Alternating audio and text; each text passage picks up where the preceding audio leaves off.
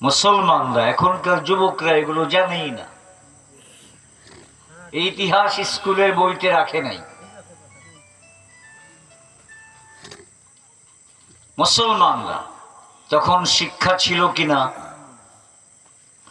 যেই সময় আমরা গোটা ভারত প্রায় 1000 বছর শাসন করেছি, তখন শিক্ষা প্রতিষ্ঠান ছিল না ছিল না?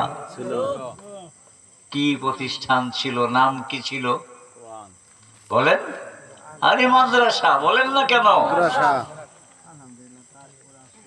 মাদ্রাসা ছিল।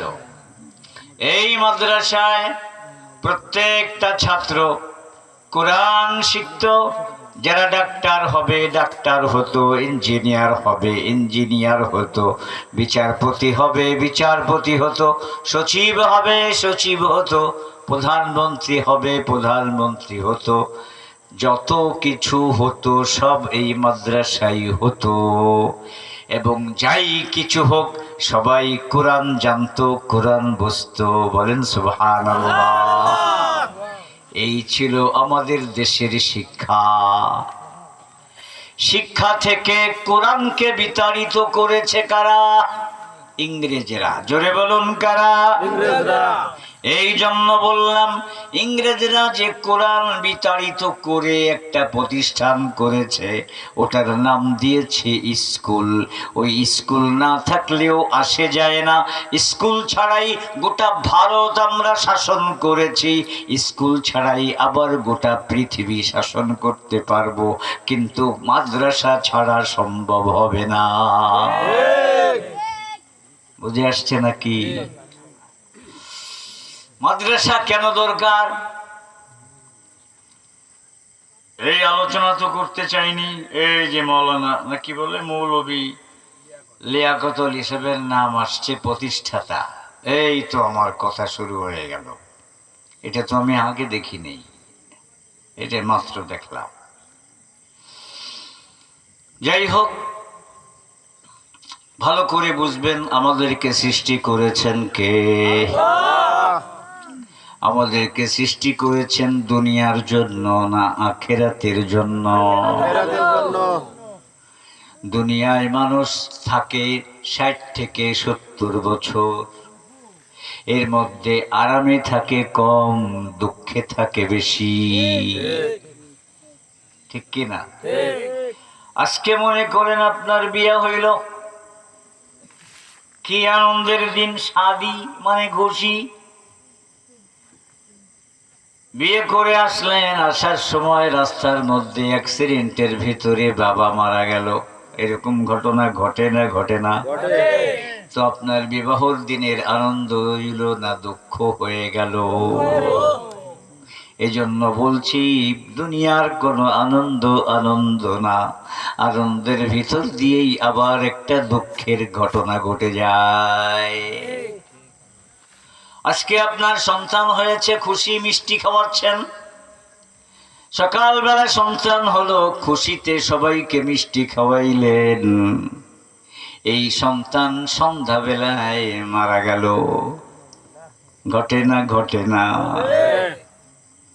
আমার প্রথম সন্তান যখন হলো, সবাইরে মিষ্টি খাওয়াইলাম। পরের দিন শিশু হাসপাতাল ঢাকা ভর্তি করলাম। 1 সপ্তাহ পর লাশ নিয়ে চলে আসলাম। 1 সপ্তাহের আগের আনন্দ 1 সপ্তাহ পরে আনন্দ রইল না, দুঃখের কারণ হয়ে রইল। এজন্য বলছি, দুনিয়ার কোনো আনন্দ, কোনো সুখ সুখ না। কেন? দুনিয়ার জন্য আল্লাহ আমাদেরকে দুনিয়াতে পাঠায় নাই। আমাদের নবী কথাটা এক জায়গায় এইভাবে বলেছেন, ইন্নামাদ দুনিয়া খুলিকাত লাকুম। এই দুনিয়া আমাদের উপকার করার জন্য আল্লাহ বানাইছেন, আমাদেরকে দুনিয়ার জন্য বানান নাই। দুনিয়া বানাইছেন আমাদের জন্য। এই জন্য আমাদের প্রয়োজন দুনিয়ার দ্বারা পুরা হয়। বলেন তো, বাথরুম আমাদের প্রয়োজনের জন্য না আমরা বাথরুমের জন্য? বাথরুম দরকার কি দরকার না? বাথরুম ছাড়া চলবে নি? চলবে না। তো কত বড় দরকার, সাংঘাতিক দরকার। কিন্তু আমরা বাথরুমের জন্য না, বাথরুম আমাদের জন্য। এই দুইটা কথার পার্থক্য আছে। আমরা বাথরুমের জন্য, তার অর্থ হলো 24 ঘন্টা বাথরুমে পড়ে থাকতে হবে। আসেনি কেউ 24 ঘন্টা বাথরুম থাকবে? তাহলে কতক্ষণ থাকে? যতক্ষণ প্রয়োজন। যদি পেশাব করতে যায় তো 1-2 মিনিট, এরপরই কাম শেষ, চলে আসে। আর যদি পায়খানা করতে যায় 5-10 মিনিট, বাস চলে আসে। কিন্তু বাথরুম লাগবেই। এই 1 মিনিটের জন্যই আমাদের বাথরুম দরকার। এই 10 মিনিটের জন্যই কি দরকার? বাথরুম দরকার। ঠিক তদ্রূপ খাওয়া দাওয়া আমাদের প্রয়োজন। খাওয়া দাওয়ার জন্য আমাদের টাকা পয়সা দরকার। আমরা টাকা পয়সার জন্য না টাকা পয়সা আমাদের প্রয়োজনের জন্য? তো এখন যদি কেউ বাথরুম আমার জন্য, টাকা আমার জন্য, বাথরুমের কাম শেষ হওয়ার পরেও যদি কেউ বাথরুমে বসে থাকে, ওটা যেমন পাগল। আজকে আমি যা খাবো সেটা হয়ে গেছে, এরপরেও যদি টাকার জন্য কেউ পড়ে থাকে, ওটা তার চেয়ে বড় পাগল। কেমনে বললাম কথাটা? আমি নিজে নিজে বললাম, এটা বল নবী বলে গেছেন। বলেন সুবহানাল্লাহ। কি বলছেন? ইন্নামাদ দুনিয়া খুলিকাত লাকুম, এই দুনিয়াতে যা কিছু তোমরা দেখো এগুলো তোমাদের জন্য আল্লাহ পাক সৃষ্টি করেছেন। তোমরা দুনিয়ার জন্য সৃষ্টি হও নাই। তোমরা কিসের জন্য সৃষ্টি হয়েছ? তোমরা সৃষ্টি হয়েছ আখিরাতের জন্য। ওয়া আনতুম খুলিকতুম লিল আখিরাহ। আমরা দুনিয়ার জন্য না আখিরাতের জন্য? আখিরাতের জন্য। এই জন্য বুদ্ধিমান মানুষ সে যে তার দুনিয়ার জন্য আখিরাতকে নষ্ট করে না। যে বাথরুমের জন্য ঘর বাড়ি ধ্বংস করে সে যেমন বোকা, যে দুনিয়ার জন্য আখিরাত আসল ঘর এটাকে ধ্বংস করে সেও তার চেয়ে বড় বোকা। এজন্য দেখবেন একজন আল্লাহওয়ালা, গরম হোক আর শীত হোক, নামাজের সময় যখন হয়ে যায় তাকে দোকানেও আটকাইতে পারে না, চাকরিতেও আটকাইতে পারে না, তাকে তার কৃষি কাজও আটকাইতে পারে না। পবিত্র কোরআনে আল্লাহ পাক এক আয়াতে বলেন, রিজালুল লা তুলহিহিম তিজারাতু ওয়ালা বাইউন আন যিকরিল্লাহ ওয়া ইকামিস সালাতি ওয়া ইতাইজ যাকাহ يخافون يوما تتقلب فيه القلوب والأبصار।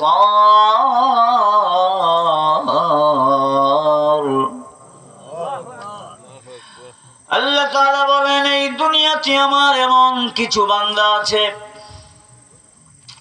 কেনা বেচা ক্ষেত খামার দুনিয়ার কোনো কাজ তাদেরকে আখিরাতের কাজ থেকে গাফেল করতে পারে না, নামাজ থেকে দূরে রাখতে পারে না, তেলাওয়াত থেকে দূরে রাখতে পারে না।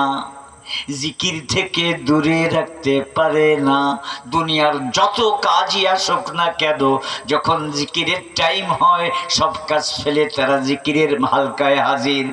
দুনিয়ার যত কাজই হোক না কেন, যত বড় ব্যবসায়ী হোক না কেন, যখন আজান হয়ে যায় তখন ব্যবসা বাদ দিয়ে সে মসজিদে হাজির।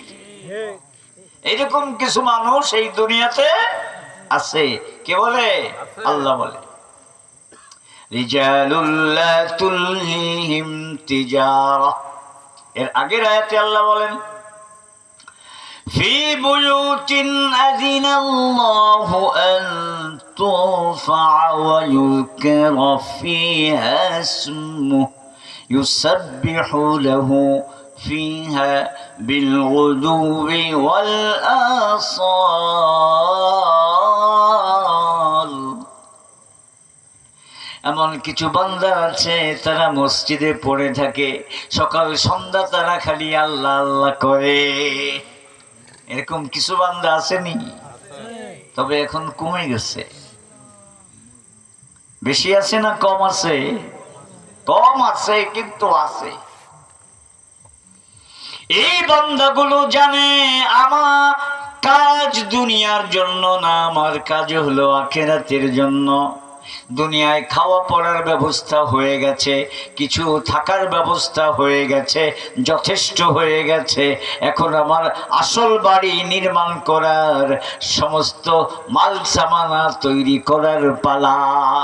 এজন্য সে সময় পেলেই বলে সুবহানাল্লাহ, বলেন সুবহানাল্লাহ, আলহামদুলিল্লাহ, লা ইলাহা ইল্লাল্লাহ, আল্লাহু আকবার।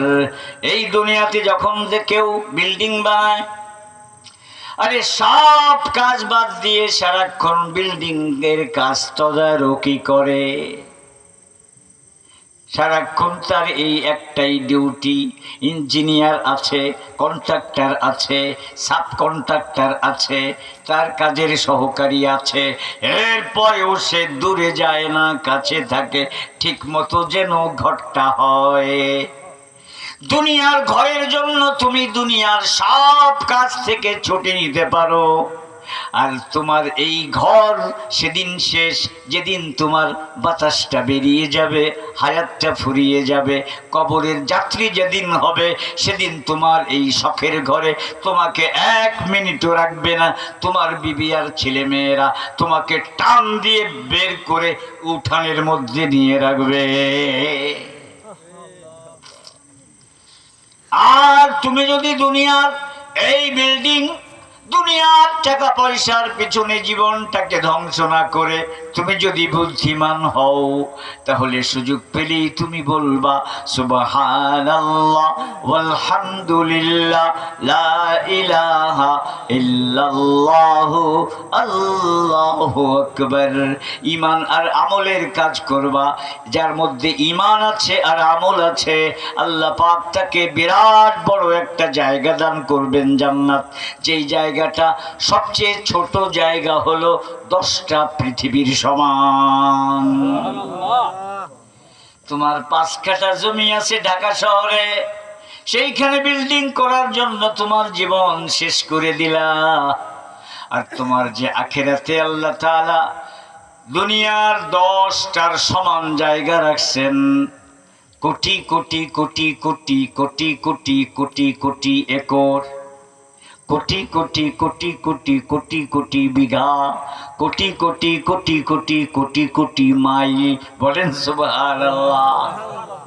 হাজার হাজার লক্ষ লক্ষ মাইলের বিরাট জায়গা তোমার জন্য আল্লাহ পাক বরাদ্দ রেখেছেন। জায়গাটা হলো খালি। ওই বিল্ডিং এখান থেকেই বানাতে হবে। জান্নাতের বিল্ডিং বানাতে হবে কোত্থেকে? এখান থেকে। বলেন না কোত্থেকে? আপনার মনে হয় জানেন না। আচ্ছা শোনেন তাহলে। হাদিসে আসছে, আপনি যদি প্রত্যেক দিন 12 রাকাত সুন্নাত নামাজ, সুন্নাত নামাজ কয় রাকাত? ফজরে 2 রাকাত, আর জোহরে কয় রাকাত? জোহরে 6 রাকাত, 6 আর 2 8। আর মাগরিবে কয় রাকাত? 2 রাকাত। 8 আর 2 10, আর ইশায় কয় রাকাত? 2 রাকাত। 10 আর 2 12। এই হলো 5 ওয়াক্তের মধ্যে প্রতিদিন 12 রাকাত সুন্নত। এই 12 রাকাত সুন্নত নিয়মিত যে আদায় করবে, রাসূলুল্লাহ সাল্লাল্লাহু আলাইহি ওয়াসাল্লাম বলেন, আল্লাহ পাক তাকে জান্নাতে বিরাট বড় একটা বিল্ডিং দান করবেন। তুমি সারা জীবন হালাল হারামের বাদ বিচার না করে লাখ লাখ কোটি কোটি টাকা কামাই করেছো, এরপর দামি দামি রিসোর্ট বানিয়েছো। কত রিসোর্ট বাংলাদেশে হয়েছে, এই রিসোর্টের মালিকরা কেউ এখন আর দেশে নাই। তো যেই রিসোর্ট, যেই বিল্ডিং বানাইয়া ভোগ করা যায় না, দেশ ছেড়ে অন্য দেশে গিয়ে পালাইতে হয়। ওটার পিছনে জীবন ধ্বংস না করে এমন জায়গায় তুমি বিল্ডিং বানাও, যে বিল্ডিং এ তোমাকে আজীবন রাখা হবে, কোটি কোটি বছর রাখা হবে, কেউ সেখান থেকে তোমাকে ভাগাতে পারবে না। জোরে কোন সুবহানাল্লাহ।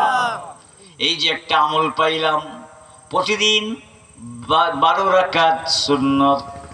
বলেন, এই 12 রাকাত সুন্নত নিয়মিত পড়বো তো ইনশাআল্লাহ? খালি আমি একা পড়বো, আমার পরিবার জাহান্নামে গেলে যাক, না পরিবারের সবাইকে নিয়ে পড়বো?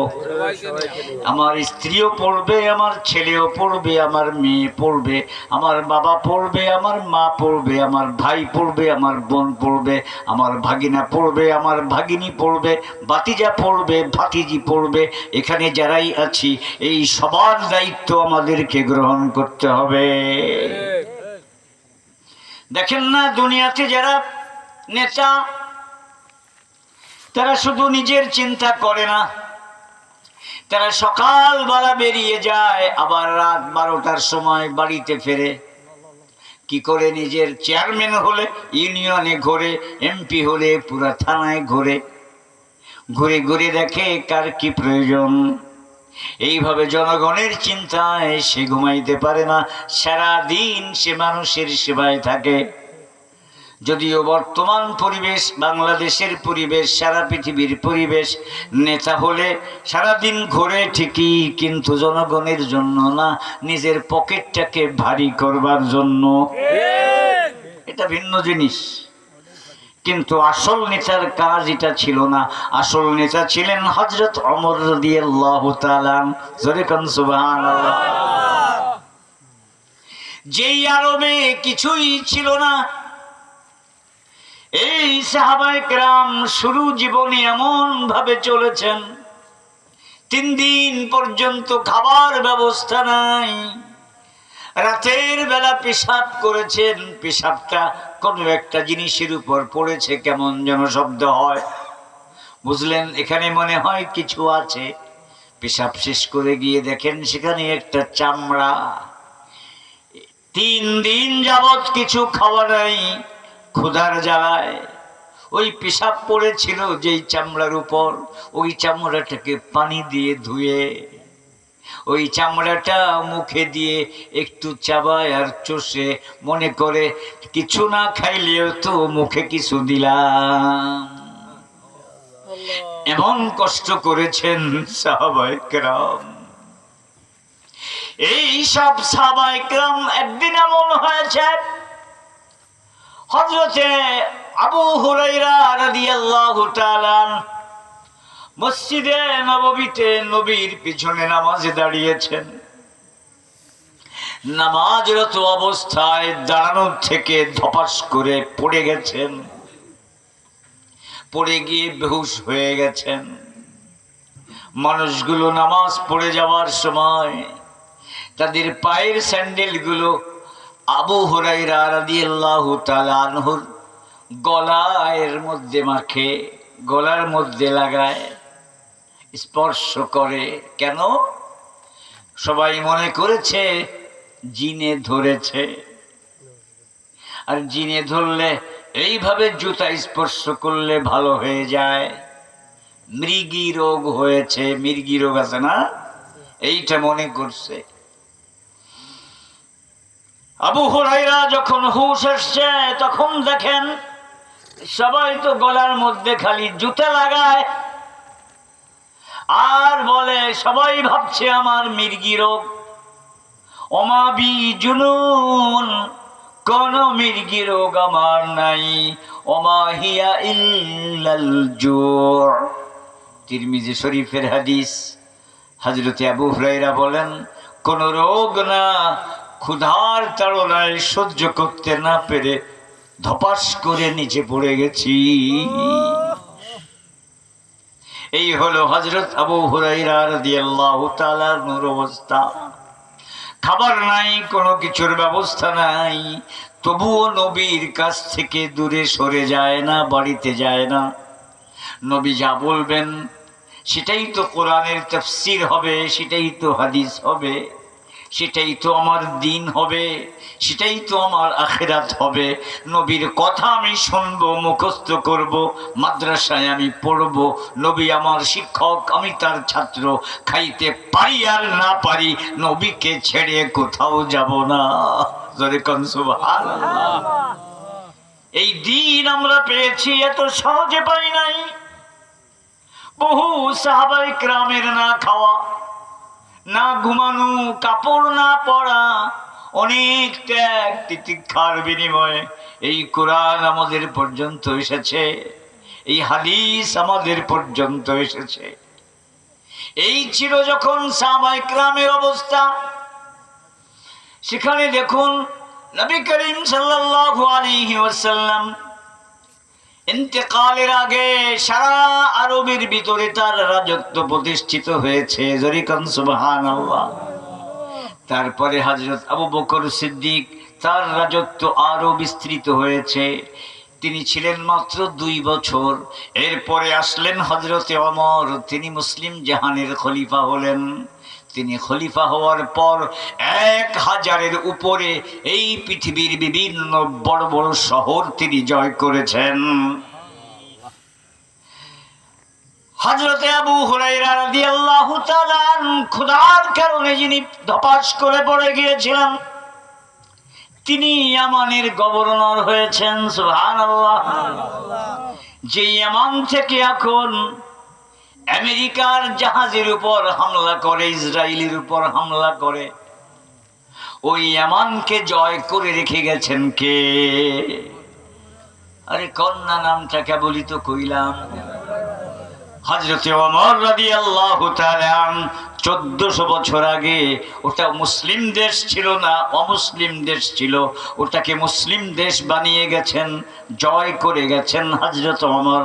এখনো সেটা মুসলিম দেশ।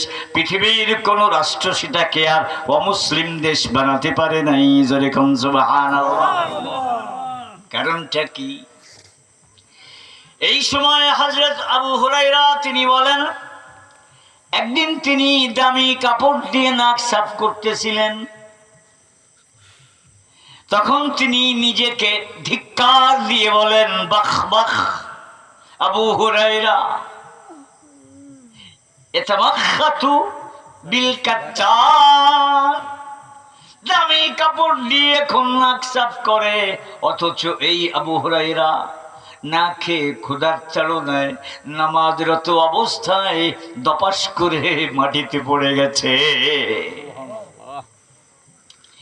এই যে এত সচ্ছলতা আল্লাহ পাক দান করলেন।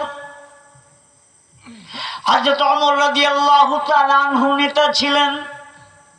সমগ্র জনগণ এমন ধনী হয়েছেন, সবাই যাকাত দিতে পারে, যাকাত নেওয়ার মতো কেউ নাই। কেন হয়েছেন? এই রকম গরিব মানুষগুলোকে অর্ধ পৃথিবী মুসলমান সবাইকে ধনী বানালেন হযরতে ওমর তার শাসন আমলে। কারণ তার জামা যে তালিমারা, সারা জনগণ ধনী, কিন্তু তার জামা ছিল তালিমারা। দামি জামা তিনি পরেন নাই, দামি ঘরে তিনি থাকেন নাই।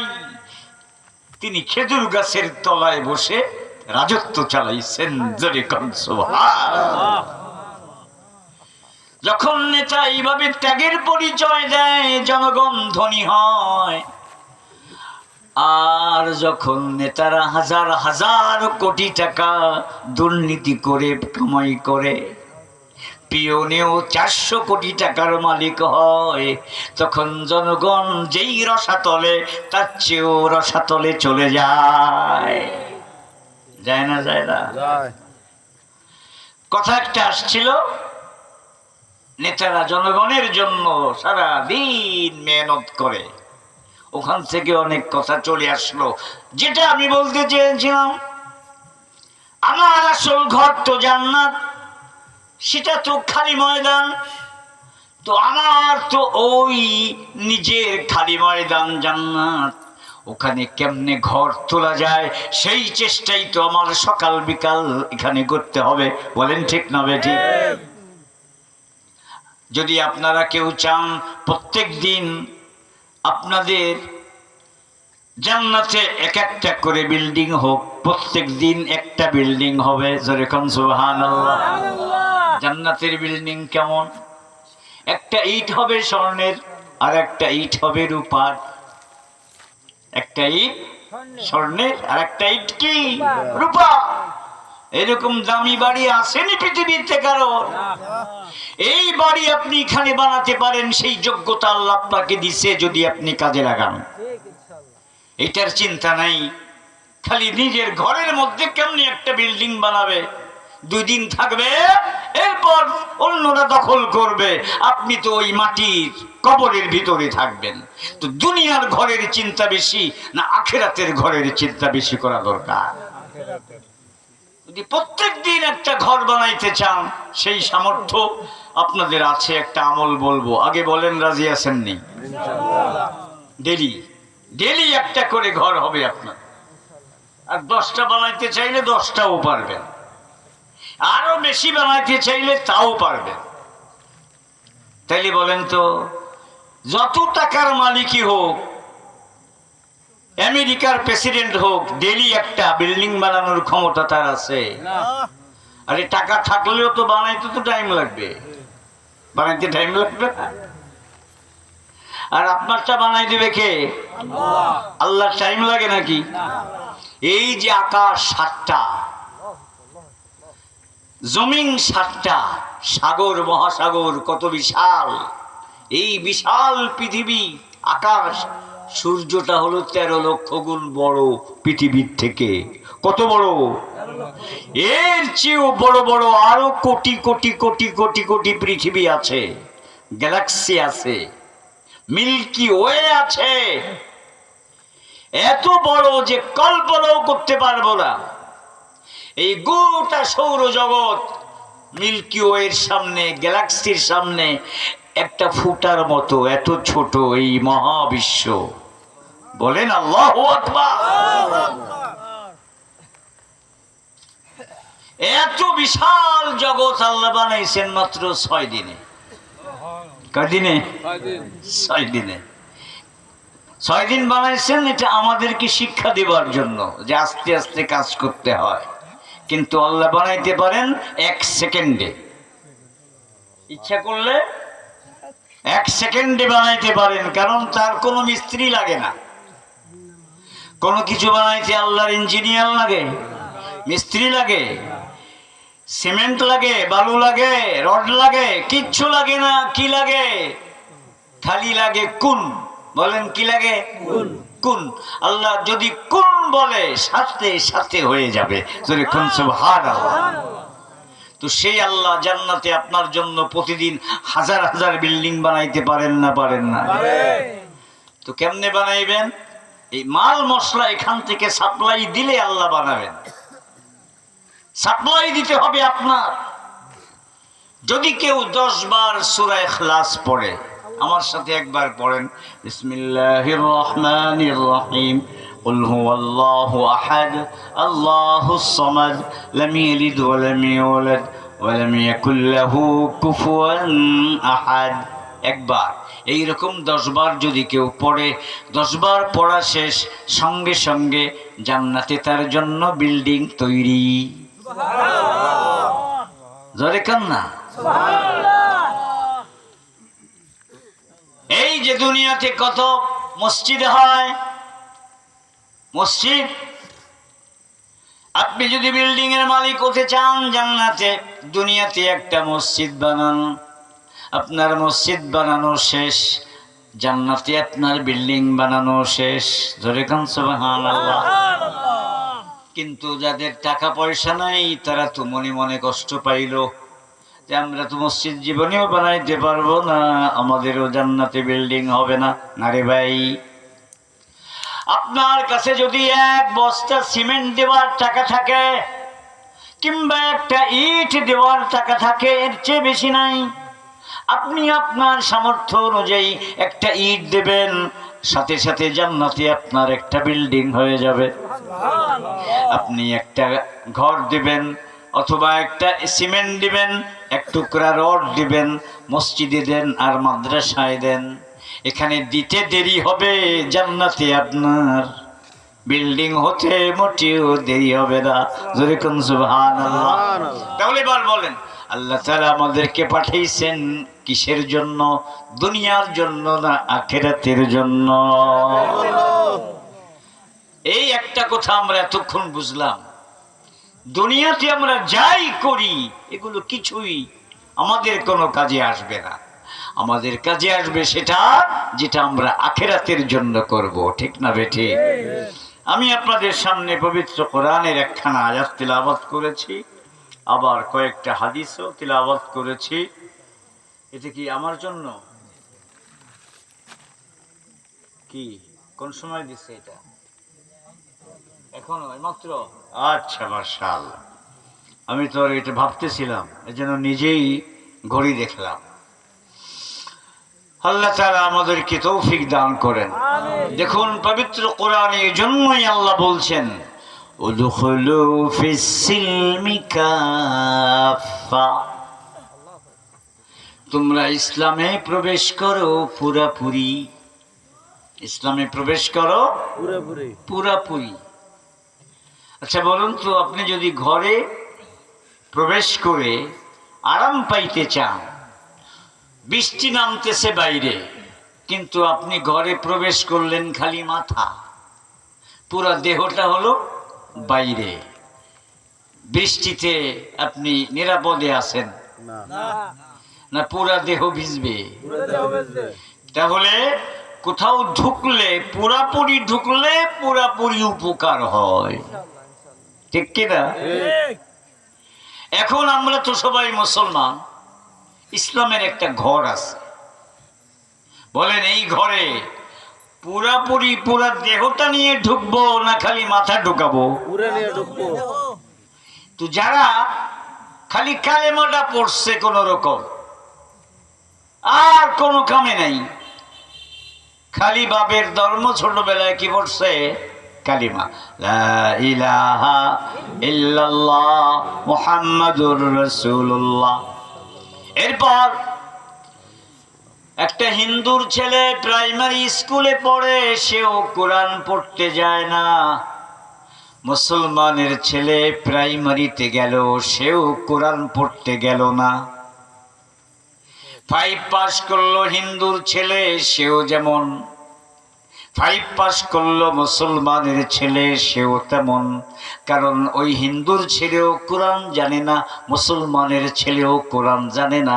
এই রকম মুসলমানের ছেলে আছে না নাই? হিন্দুর ছেলেও মসজিদে যায় না, নামাজ পড়ে না, মুসলমানের ছেলেও মসজিদে যায় না, নামাজ পড়ে না। এই রকম মুসলমানের ছেলে আছে না নাই? ভাইরা আমার, তাহলে বলেন ওই হিন্দুর মধ্যে আর এই মুসলমান ছেলের মধ্যে পার্থক্য কোথায়? এই জন্য পার্থক্য যদি করতে হয়,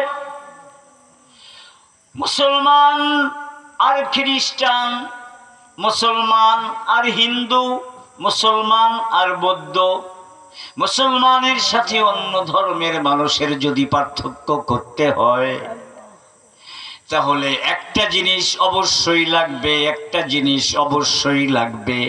সে মুসলমান ছেলে হোক অথবা মেয়ে হোক, ছোট হোক অথবা বড় হোক, একটা পার্থক্য থাকতেই হবে। এই পার্থক্য না থাকলে খ্রিস্টান আর মুসলমানের মধ্যে কোনো বেশকম নাই। কথাটা আমি বলেছি না নবী বলেছেন? কি সেই পার্থক্য? নবী বলেন মুসলমান আর কাফেরের মধ্যে, মুসলমান আর হিন্দু বৌদ্ধ খ্রিস্টানের মধ্যে পার্থক্য হলো একটা, ওরা নামাজ পড়ে না আর মুসলমান নামাজ পড়ে। ওরা নামাজ পড়ে নাকি? মুসলমান নামাজ পড়ে। এবার বলেন তো, মুসলমান কিন্তু নামাজ পড়ে না, এইরকম মুসলমান আসেনি? এই যে যারা মুসলমান হয়েও নামাজ পড়ে না, তারা বোঝে না ভাই, বোঝে না। তাদেরকে বোঝানোর দায়িত্ব আপনাদেরকে নিতে হবে, আমাদেরকে নিতে হবে। এই জন্য এই মাহফিল থেকে আমরা পণ করব, আমাদের আপনজন আত্মীয় স্বজন ভাই ব্রাদার সবাইকে আমরা নামাজি বানাবো। এই কাজ করতে কারা কারা রাজি আছে? রাজি আছেন তো ইনশাআল্লাহ? এবং 2 নম্বর কাজ হলো, দেখেন নামাজ পড়তে গেলে কোরআন লাগে না লাগে না? নামাজের মধ্যে কোরআন পড়া কি ফরজ। যে কোরআন পড়তে পারলো না তার তো নামাজই হইল না। তাইলে আর 2টা দায়িত্ব নিতে হবে, একটা নিজেদের বেলায় আর একটা আমাদের সন্তানদের বেলায়। আমরা যারা কোরআন ভালো করে পড়তে পারি না, আমরা আজকে থেকে কোরআন শিখবো আলেমদের কাছে। কে কে রাজি আছে? আর এখন রোজার পর বিভিন্ন কওমি মাদ্রাসায়, নুরানি মাদ্রাসায় ছাত্র ভর্তি চলতেছে। এটা একটা মাদ্রাসার উদ্যোগে মাহফিল, ঠিক না? একটা মাদ্রাসার উদ্যোগে মাহফিল। এই মাদ্রাসা এত ছাত্র আসবে, এত ছাত্র আসবে, যদি আপনারা মেহনত করেন। ছাত্র খালি জায়গা দেওয়া যাবে না, আরো বিল্ডিং এর প্রয়োজন হবে। ছাত্র খালি এখানে গিজ গিজ গিজ গিজ করবে। এই জন্য একটা ছেলে 3 পড়ে, 2-তে পড়ে, 1-এ পড়ে, 4-এ পড়ে, 5 পড়ে, এখনো কোনোদিন মাদ্রাসায় যায় নাই। এই ছেলেগুলোকে বেশি না, মাত্র 2 বছর কিংবা 3 বছরের জন্য যেমনি পারেন ওর মা বাপকে বুঝাইয়া মাদ্রাসায় ভর্তি করেন। এখানে 3টা বছর পড়ুক, এরপরে আবার স্কুলে যাক, কোনো আপত্তি নাই। তাহলে নামাজ পড়ার জন্য যা যা দরকার, কোরআন দরকার, দোয়া দুরূদ দরকার, আত্তাহিয়াতু দরকার, দোয়ায়ে কুনুত দরকার, যা যা দরকার এই 2-3 বছরে সবকিছু শিখে ফেলবে। যদি আপনার সন্তানকে আপনি এতটুকু ইসলামী শিক্ষা দেন, আপনি বেঁচে গেলেন। সন্তানের কারণে আপনার জাহান্নামে যাওয়া লাগবে না। আর 2-3 বছর মাদ্রাসায় দিয়ে তাকে যদি কোরআন না শিখান, নামাজ না শিখান, দোয়া দরুদ না শিখান, এই কারণে সারা জীবন যদি সে বেনামাজি হয়ে জাহান্নামে যায়, আপনি একা নামাজ পড়ে জান্নাতে যেতে পারবেন না। ওই সন্তান আপনাকে জাহান্নামে নিয়ে ছাড়বে। এই জন্য 2য় দায়িত্ব হলো, এই এলাকার প্রত্যেকটা বাড়িতে যত ছেলে আছে মাদ্রাসায় পড়ে নাই, তাদেরকে ধরে ধরে মাদ্রাসায় ভর্তি করার দায়িত্ব পালন করতে হবে। কারা কারা রাজি আছেন দেখি? আল্লাহু আকবার বলেন। এই দায়িত্ব আমি বিভিন্ন জায়গায় দেই, আমার মাদ্রাসার এলাকায় দেই। চেয়ারম্যান নিজে, চেয়ারম্যানের ভাই এলাকার মাতবর, এই আমার ওখানে ভর্তি হয় মাত্র 2 দিন, 2 দিনেই সব ভর্তি শেষ। একজন যুবক 3 জন 4 জন 5 জন ছেলে নিয়ে আসে, হুজুর আপনি বলছিলেন অমুক ওয়াজে, এই যে 5 জন নিয়ে আসছি, আপনার মাদ্রাসায় ভর্তি করেন। নুরানিতে আমাদের ছাত্র 600। আরো ছাত্র আসে, পরে আর জায়গা নাই, ভর্তি করতে পারি না। যেহেতু মাদ্রাসার মাহফিল, এই মাদ্রাসায় প্রত্যেকটা বাড়ির সন্তান পড়তে হবে, থাকতে হবে। এই দায়িত্ব ইনশাআল্লাহ আপনারা পালন করবেন। রাজি আছেন তো ইনশাআল্লাহ? এই যে মৌলভী লিয়াকত আলী সারা জীবন সরকারি চাকরি করেছেন, এখন তিনি মুসলমান সন্তানদেরকে প্রকৃত মানুষ বানাবার জন্য প্রতিষ্ঠান করেছেন মাদ্রাসা। আপনারা খুশি না বেজার? দোয়া করুন তার হিম্মত যাতে বৃদ্ধি পায়, তাকে সহযোগিতা করুন। সন্তান দিয়ে, অর্থ দিয়ে, পরামর্শ দিয়ে, সাহায্য দিয়ে এখানে সুন্দর একটি মাদ্রাসা হোক। আল্লাহ পাক কবুল করুক। সকলে জোরে বলুন আমিন। ওয়াখির দাওয়ানা আনিল হামদুলিল্লাহি রাব্বিল আলামিন। আসসালামু আলাইকুম ওয়া রাহমাতুল্লাহি ওয়া বারাকাতুহু।